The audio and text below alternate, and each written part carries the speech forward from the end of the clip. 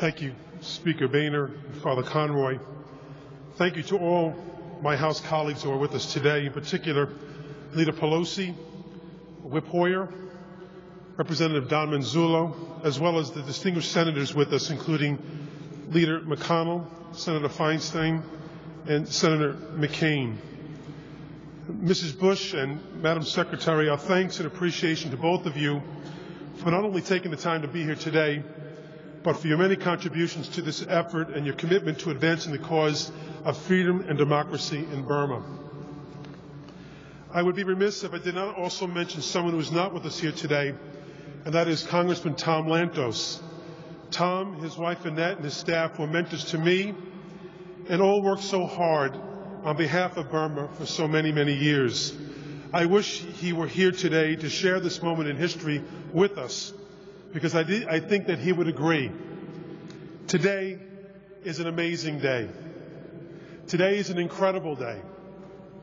Who would have thought that when this bill was introduced in the House in 2008, when Daw Suu Kyi was still under house arrest, that in a few short years she would be standing or sitting here with us on U.S. soil, receiving this honor, and as a member of the Burmese Parliament.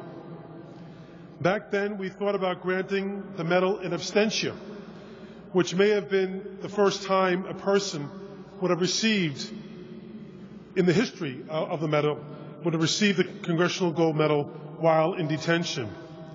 Who would have imagined that this change was possible? Who would have thought that this could happen? Well, let me tell you one who believed that it could come true. And that is Daw Suu Kyi herself. She might be too humble to admit it, but I know she always thought this day, this moment, would be possible. Not because she's someone who worries about awards or honors, because I can tell you she certainly does not. She believed it because she and the Burmese people always believed that change was possible. They hoped, they fought, they knew change must come to their country. She knew that Burmese people yearned for human rights and, most importantly, deserved democratic governance. She stoked the flames in a peaceful way for lasting change, even amongst those already in a position of power. Her efforts have helped lead us to where we are today. There's been a lot of advancement that has been made in Burma over the last 2 years, and we must recognize and give thanks to all those who have had the courage to help lead and support the changes in Burma, including those in the present government. But we also must honor and remember those who have made the great sacrifices, imprisonment, lives lost, to get to where we are today.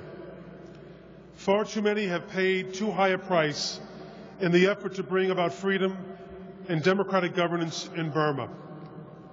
It is with those people in mind, those who have sacrificed so much, that we acknowledge the work that is not done yet. We must ensure that the momentum unfolds into sustained progress, into permanent freedoms, and into a solidified democracy.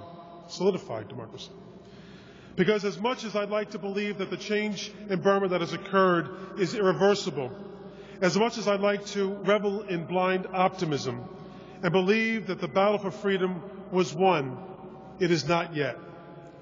The tides of progress can reverse just as easily as they flow if we do not remain vigilant and demand further progress.